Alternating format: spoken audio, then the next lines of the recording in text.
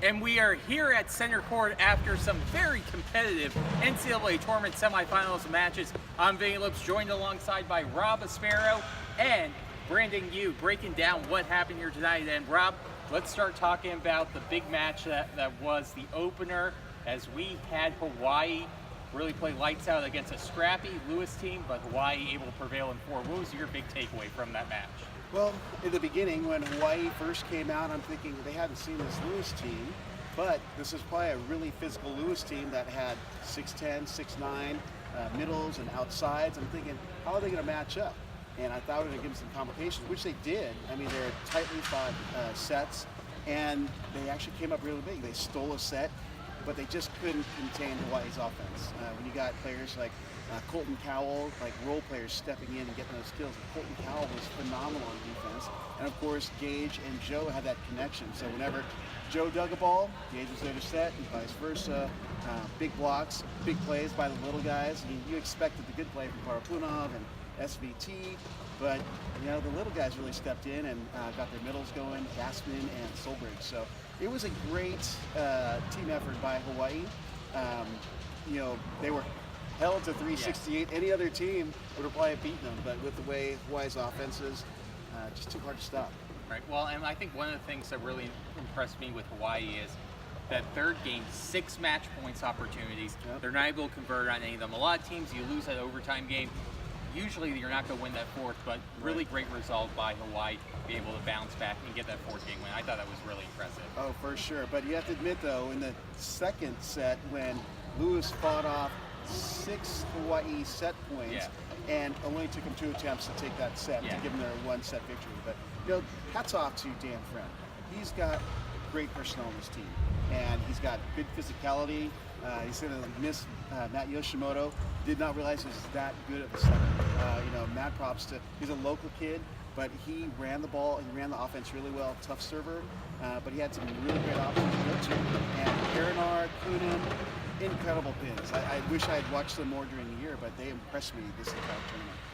Now, Brandon, I want to bring you in here to talk about the later match, kind of the match all the fans were wanting to see, the hometown team, Long Beach State, go up against Pepperdine. And gotta ask you right off the bat, did TJ DeFalco prove why he was the National Player of the Year tonight?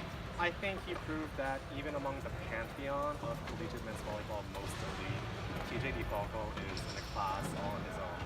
Time and time again throughout the night, the Long Beach State turned to DeFalco, and time again, he delivered.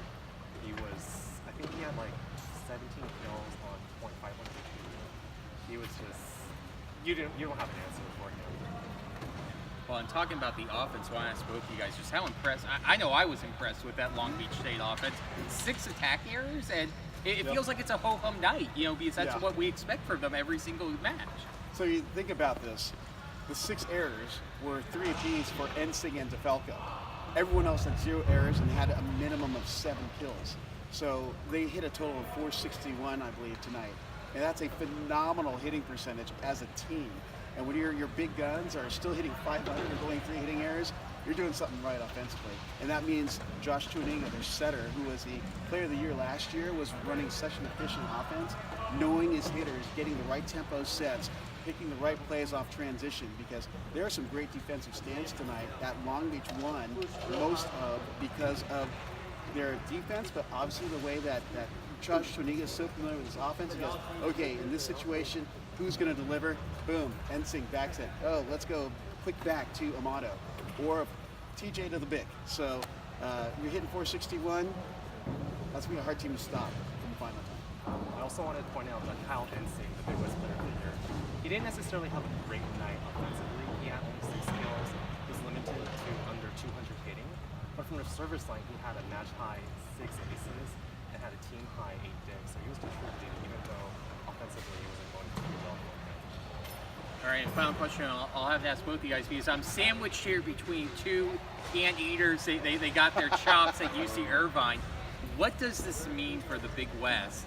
Not only did they win the championship last year, but this year they got 2 teams in the national championship game. Well, I'll tell you what the Big West Conference office is saying. We are the volleyball conference. There is no one better. And we'll continue to be strong because these teams are deep. And the thing is, you still have to count Santa Barbara and Irvine in the mix. And you're still looking at just Hawaii and Long Beach. they're going to come back strong. Although they're losing a lot of seniors, they're ready reloaded. They've got their guys ready in the wings, and then you also have some really good recruits coming to Irvine and Santa Barbara. So, it's still the volleyball conference. So we are tops in the land, and no one will contest that. Yeah. Brandon, you in agreement there?